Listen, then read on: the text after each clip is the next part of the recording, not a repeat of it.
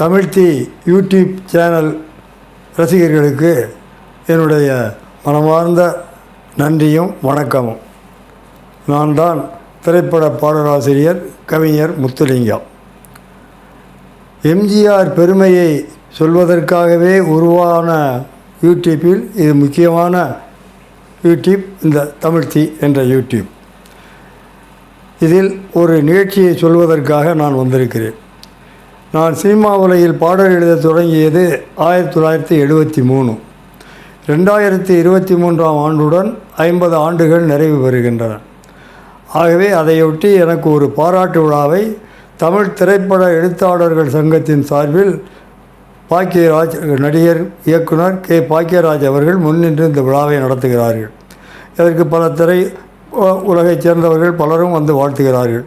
வருகின்ற 29ஆம் தேதி சனிக்கிழமை மாலை 6 மணிக்கு ஆழ்வார்பேட்டை டிடிகே சாலையில் உள்ள நாரதகான சபாவில் நடைபெறுகிறது. என்னுடைய புத்தகமும் அன்றைக்கு வெளியிடப்படுகின்றது. என்னுடைய திரைப்பாடல் முத்துக்கள் என்ற புத்தகத்தின் 4ஆம் பதிப்பை நடிகர் சிவகுமார் வெளியிடுகிறார்.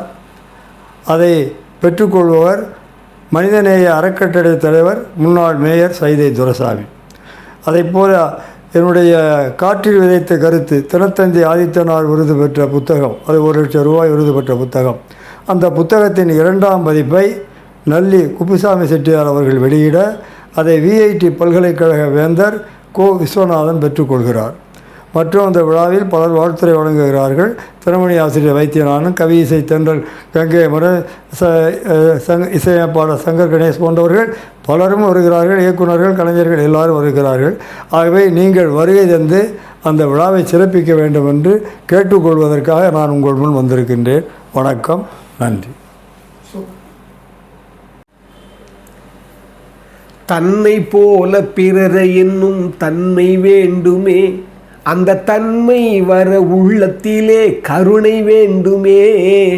பொன்னை போல மனம் படைத்தால் செல்வம் வேறில்லை, பொன்னை போல மனம் படைத்தால் செல்வம் வேறில்லை. இதை புரிந்து கொண்ட ஒருவனை போல் மனிதன் வேறில்லை.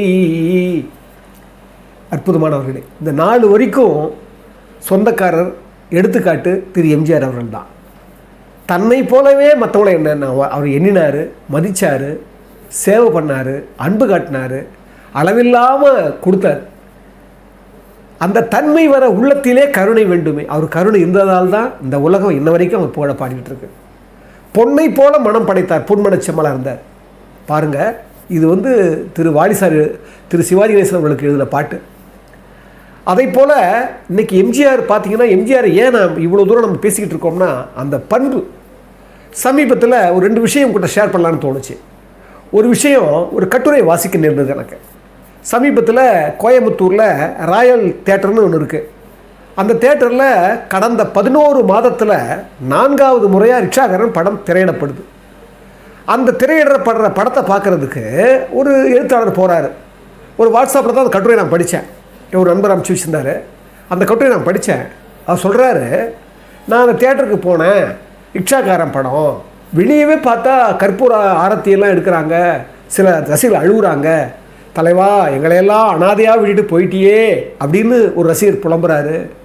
ஒரு ரசிகர் சொல்கிறாரு, எத்தனை படங்கள் வருது போகுது, வர்றதும் தெரில போகிறதும் தெரில, 48 வருஷமாக இந்த படத்தை திருப்பி திருப்பி போட்டுருக்கிறாங்களே, இந்த அதிசயம் எங்கன்னா நடக்குமா, இந்த அதிசயம் நடக்குமான்னு ஒருத்தர் உருகிறார், ஒரு ரசிகர். ஒருத்தர் சொல்கிறாரு, தலைவர் படத்தை தவிர நான் வேறு எந்த படத்தையும் பார்க்கறதில்ல, எத்தனை முறை பார்த்தாலும் மறுபடியும் புதுசாக பார்க்குற மாதிரியே இருக்குது, இந்த படம் அழுக்கவே இல்லை அப்படின்னு ஒரு ரசிகர் புலம்புறாரு. அது கவனிக்கிறாரு, அந்த எழுத்தாளர் கவனிக்கிறாரு. என்னையா மாண்பு, என்னையா பெரிய பெரும் புகழது. அவரை திரு எம்ஜிஆர் அவர்களை ஒரு கலை உலக சக்கரவர்த்தின்னு சொல்கிறதா, ஒரு அரசியல் உலக சக்கரவர்த்தி சொல்கிறதா, அப்போ இருந்தார் சொல்லி முன்னாள் முதல்வன் சொல்கிறதா, இல்லை முன்னாள் கலை சக்கரவர்த்தின்னு சொல்கிறதா, அவர் இன்றைக்கும் சக்கரவர்த்தியாக இருக்கிறாரு, இது எப்படியா நிகழ்ந்தது அப்படின்னு அவர் எழுதிட்டே வராரு.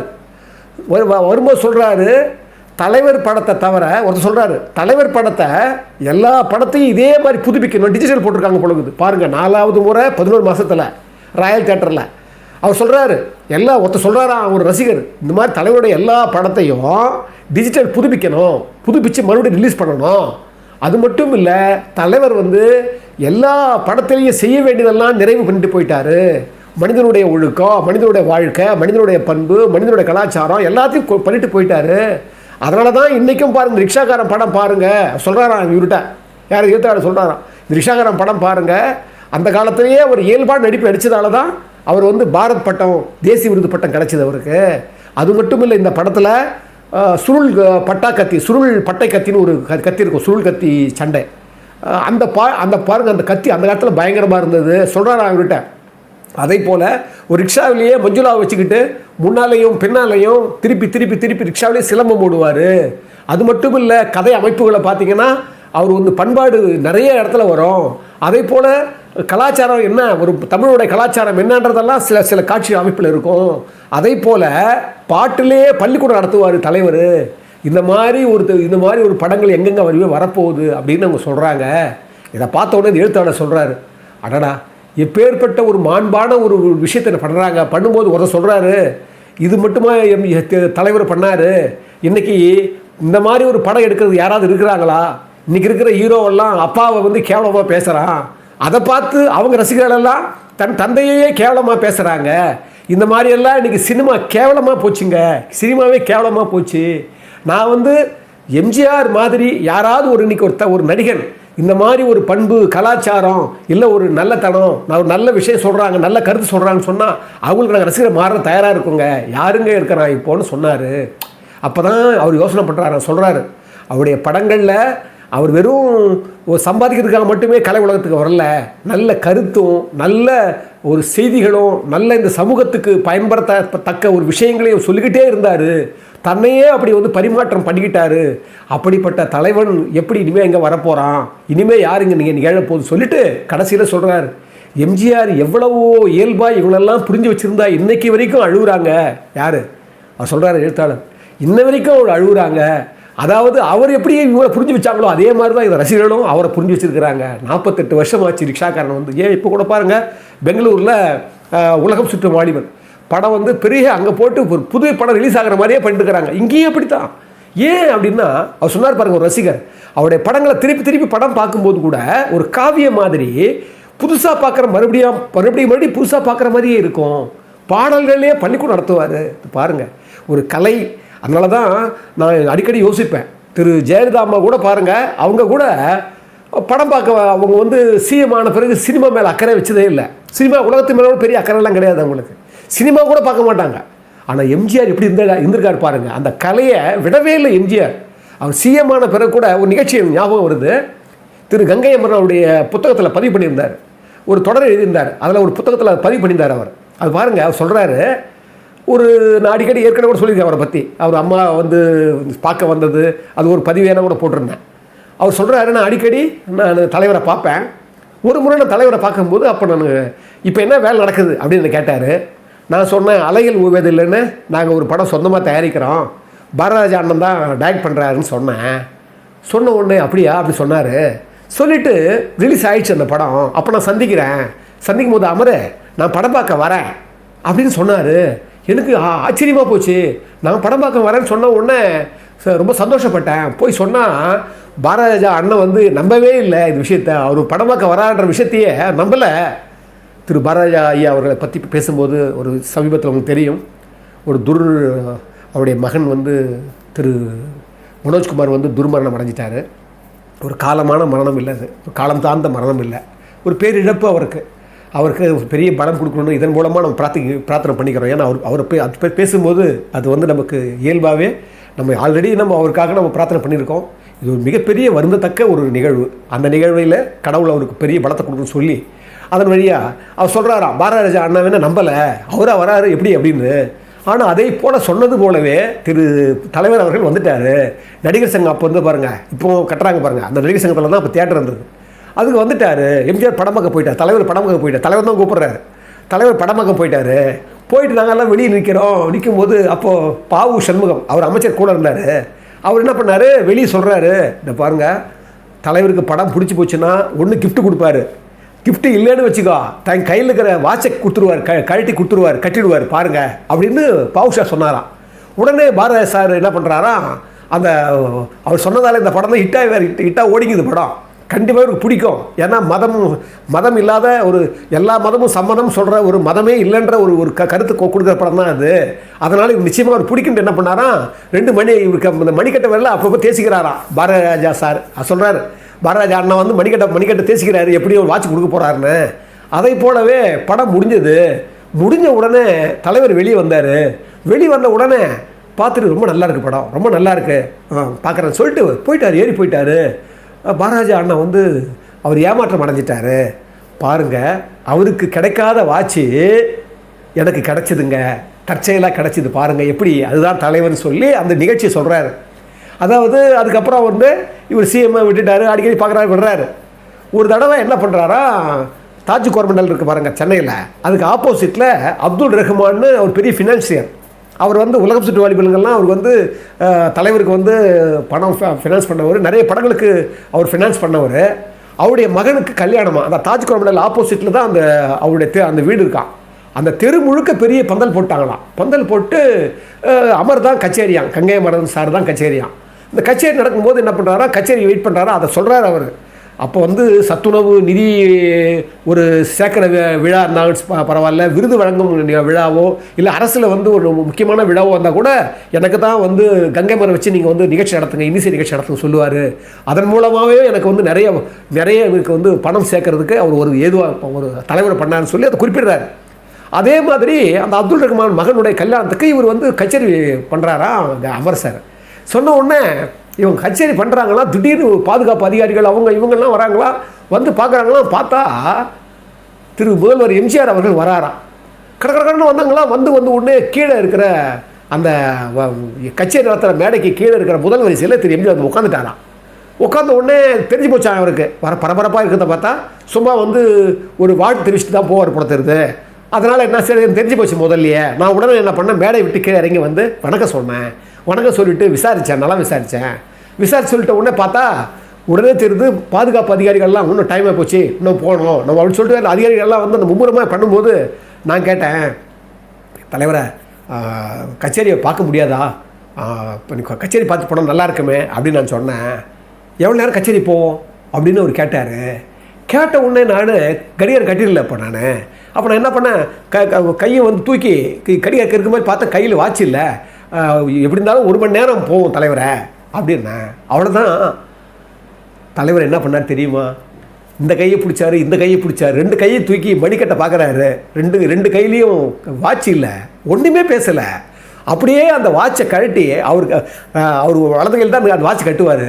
அந்த வலது கையில் கட்டுக்கிற வாட்சை கழட்டி அப்படியே அவர் அமர் சாரோட கங்கைமன் சாரோட கையில் கட்டினாராம். அது சொல்கிறாரு, அப்படியே கட்டுறாரு. இதெல்லாம் பார்த்துங்கிறாங்க அந்த விழாவில் இருக்கிற அந்த கல்யாண வீடே அப்படியே அமைதியாக பார்த்துங்குது. எல்லாம் ஸ்டன் ஆகிட்டாங்க. பண்ண உடனே எம்ஜிஆர் சொன்னாரா, என்ன எல்லாம் பாருங்கள் வேலையை பாருங்கன்னு சொல்லிட்டு சை கட்டினாராம். இவர் மேடைக்கு சொல்லிட்டாராம். மேடைக்கு போயிட்டாராம். அவர் சொல்கிறாரு, அமர் சார் பாருங்கள், பாரதிராஜா அண்ணனுக்கு வந்து கிடைக்க வேண்டிய வாட்சி அவருக்கு கிடைக்கல, எனக்கு கிடைச்சது. அவர் பாருங்கள், அவருடைய ஃபேவரட்டே என்னென்னா அந்த ரைட் ஹேண்டில் கட்டுற வாட்சியும் இப்படி ஒரு ஃபோட்டோ இருக்கும். இந்த இப்படி கை இப்படி வச்சுருக்கிற ஒரு ஃபோட்டோ இருக்கும். எம்ஜிஆர் கையில் பெரிய வாட்ச் இருக்கும். அவருடைய ஃபோட்டோவுடைய ஃபேவரட் ஃபோட்டோவே அதுதான். அந்த வலது கரத்தில் கட்டுற அந்த வாட்சும் அந்த புன்சிரிப்பும் தான். அந்த வாட்சை அப்படியே கழட்டின்னு கொடுத்துட்டாரு. எவ்வளோ பெரிய பேர். நான் தலைவரோட அன்பை பெற்றவன் தான். இருந்தாலும் அவரே அந்த வாட்சை கட்டின உடனே ஏற்பட்ட நிகழ்ச்சி இருக்க சொல்லவே முடியாது. அது மட்டும் இல்லை, அவர் அந்த கட்டின அந்த வாட்சை வந்து நான் பொக்கிஷமாக கருதி என்ன பண்ணேன், நான் வந்து லாக்கர் தான் வச்சுட்டு இருந்தேன். அது வந்து பாருங்கள், அந்த கட்டுரை எழுதும்போது சொல்கிறாரு, லாக்கர் தான் வச்சுருந்தேன். இன்றைக்கி அந்த கட்டுரை வந்து நான் சொல்கிற போது மறுபடியும் லாக்கரில் கொண்டு போய் அந்த பொக்கிஷத்தை எடுத்து இப்போ உங்களுக்கு முன்னால் வந்து காட்டுறேன்னு சொல்லி பெரிய எம்ஜிஆர் ஃபோட்டோக்கு முன்னால் அது சின்னதாக அவர் எவ்வளோ பாருங்கள். அவர் கட்டிங்கிற அவர் வலது கையில் கட்டிருக்கிற வாட்ச் கட்டிங்கிற தலைவர் ஃபோட்டோ, இவர் வந்து இடது கையில் கட்டிருக்கிறார். அந்த ஃபோட்டோவை போட்டு கீழே போட்டு நான் எவ்வளோ பெருமிதப்பட்டிருக்கிறேன் பாருங்கன்னு சொல்லி காட்டுறார். இதுதான் எம்ஜிஆர். பாருங்கள், இதே சமயத்தில் பாரதிய சாரை பற்றியும் அதுக்கப்புறம் அவங்களுக்கு 2 பேர்கிட்ட ஏற்பட்ட நட்பு தொடர்பு அவங்களுக்கு ஏற்படுத்த செஞ்சது என்னென்ன பண்ணாங்க. அதனால தான் பாரதிய சார் அந்த நன்றி உணர்ச்சியோடு அவருக்கு வந்து பெரிய கலை விழா எடுத்தார், கலை உலக விழாவே எடுத்தார், டாக்டர் பட்டம் வாங்கினது. அதெல்லாம் கூட உங்களுக்கு தெரியும். ஏன்னா இங்கே அவரை குறிப்புக்காக சொன்னேன். அவர் சொல்லாமல் போயிட்டாரு தவிர அதுக்கப்புறம் அந்த ஃபங்க்ஷனில் கலந்துக்கிட்டாரு. தனிப்பட்ட முறையில் அலையல் ஓவியத்தினுடைய 100வது நாள் ஃபங்க்ஷன் 175 நாள் ஃபங்க்ஷனில் வந்து அவர் எப்படிப்பட்டதோ அதுக்குள்ளே கூட தண்ணி நான் பதிவு போடுறேன். எம்ஜிஆர் மறக்கலை, ஆனால் அன்னைக்கே அவர் போயிட்டார். பாருங்கள், இது வந்து எதுக்கு நான் சொல்ல வரேன்னா, கலையை எப்படி மதிச்சார். ஒரு சாதாரண அமர்னு கூப்பிட்றோம், கையில் வாட்சி இல்லைன்னு ஒன்று ஒரு விழாவுக்கு வந்திருக்கிறாரு. அதுக்கப்புறம் எங்கெல்லாம் போவார், அந்த வாட்சாவை மதிச்சார், பொருளாக மதிச்சார். எம்ஜிஆர் கொடுக்குறது மனசு வந்ததுன்னா தன்னையே கொடுத்துருவாங்க. அது மாதிரி அதனால தான் வாலி சார் சொல்லுவார், வள்ளல் போல் உண்மையிலே வாழ்வது இங்கே யாருங்க, ஊரறியும் உலகறியும் அண்ணன் எம்ஜிஆருங்க, அவராட்ட உலகத்தில் ஆளேதுங்க, வான் கோழி மயிலாக ஆவாதுங்க, ஒரு சூரியன் என்றும் ஒரு சந்திரன், இந்த வையத்தில் இன்னொன்று ஏது கிடையாதுங்க. பாருங்க, எவ்வளவோ பேர் நடிகர்கள்லாம் வராங்க, நாளை முதல்வன்றாங்க, அப்படியே ஏழைகள் ஏந்தல்றாங்க, என்னென்னமோ பார்த்தா இப்போ பார்த்தீங்கன்னா அந்த பத்திரிகையில் வரதெல்லாம் பார்த்தீங்கன்னா கொஞ்ச நாளாக அதாவது சகிக்கவே முடியலைங்க. ஏன்னா பண்பு, அந்த கருணை, அந்த அன்பினுடைய வீச்சு, அந்த ஒளி, அந்த அந்த மற்றவங்களுக்காக வார கருணை, இதெல்லாம் வந்து போயிடுச்சு. ஆனால் எம்ஜிஆர் பாருங்க, அதான் அந்த கட்டுரையால் சொன்னார். அந்த படம் பார்த்தார ரிக்ஷாக்காரன், அவரும் படம் பார்க்குறாரு, வெளிவந்து சொல்கிறாரு, என்ன அந்த படம் பார்க்குற போது ரசிகர்களுக்காகவே படம் பார்க்கணும்னு தோணுது. ஏன்னா அவங்க அந்த ரசிகர்கள் எப்படி வந்து அந்த மாண்பை வந்து அவங்க வெளிப்படுத்தினாங்க, அந்த திரைக்கு முன்னால் போய் எப்படியெல்லாம் வந்து அவங்கள வந்து அப்படியே ஆர்ப்பாட்டமாக, எந்த வயசானவங்க இத்தனைக்கும் எம்ஜிஆரோட ரசிகர்கள்லாம் பார்த்தீங்கன்னா எல்லாமே 60 மேலே தான். ஏன்னா அவர் சொல்கிறாரு, இன்ன வரைக்கும் அவருடைய புகழ் மங்காது மறையாதுன்னு நினச்சேன், ஆனால் என்றைக்குமே மங்காது, என்றைக்குமே மறையாது. அவர் சொன்னார் பாருங்கள் வாலி சார், ஒரு சந்திரன் ஒரு சூரியன் மாதிரி என்றைக்குமே ஒரே ஒரு எம்ஜிஆர் தான். அதை யாருமே மீள முடியாது, யாருமே அதை வந்து மாற்ற முடியாது, யாருமே அதை மாதிரி வாழ முடியாதுமோ அப்படின்ற மாதிரி எண்ணத்தில் தான் நான் இந்த பதிவு உங்கள் முன்னால் வச்சேன். இந்த பதிவை இவ்வளோ நேரம் பொறுமையாக கட்டவங்க எல்லோரையும் வணங்குவதில் நான் பெருமகிழ்ச்சி கொள்கிறேன். அன்புள்ள மிக்கவர்களே, எல்லோரையும் வணங்குகிறேன். இந்த அற்புதமான தமிழ் தீயை வந்து ஆதரிக்கிறவங்க, பேசுகிறவங்க, பிளெஸ்ஸிங் கொடுக்குறவங்க நிறைய பேர். சில பேர் அவங்களால முடிந்த அந்த அன்பை பொருளுதவியாக தராங்க. அவங்களெல்லாம் நான் மீண்டும் வணங்குகிறேன். அவங்களுக்கெல்லாம் நான் எப்பவும் நன்றியுடையனாக இருப்பேன். என்னென்னா இப்போ அவங்கள மாதிரி சின்ன உதவி செய்கிறதால தான் எனக்கு தமிழ் தீயை கொண்டு வர முடியுது, இல்லைன்னா நான் கொண்டு வர முடியாது. அந்த வகையில் அவங்களெல்லாம் நான் நன்றி தெரிவிக்கிறேன். அதே காலத்தில் இன்னும் கூட இதை பார்க்குறவங்க, உங்களால் முடிந்த நிலை இருந்ததுன்னா, உங்களுக்கு அந்த இதயம் இருந்ததுன்னா, கொடுக்குன்ற எண்ணத்தை இறைவன் உங்களுக்கு விதைச்சான்னா நிச்சயமாக எங்களுக்கு கொடுங்க. நாங்கள் டெவலப் பண்ணணும்னு நான் நினைக்கிறோம் தமிழ் தீயை. அதுக்கு கொஞ்சம் ஒரு வகை இல்லாமல் தான் நம்ம அப்படியே அட்ஜஸ்ட் பண்ணி போயிட்டுருக்கிறோம். உங்களால் முடிந்ததுன்னா அந்த அன்பை செலுத்துங்க. அந்த அன்பை நான் உங்களுடைய பாதங்களில் பணிந்து ஏற்றுக்கொள்வோம்னு சொல்லி ரொம்ப அற்புதமான இந்த நேரத்தில் உங்கள் எல்லாருக்காகவுமே நான் வந்து இறைமையை பிரார்த்திக்கிறேன்.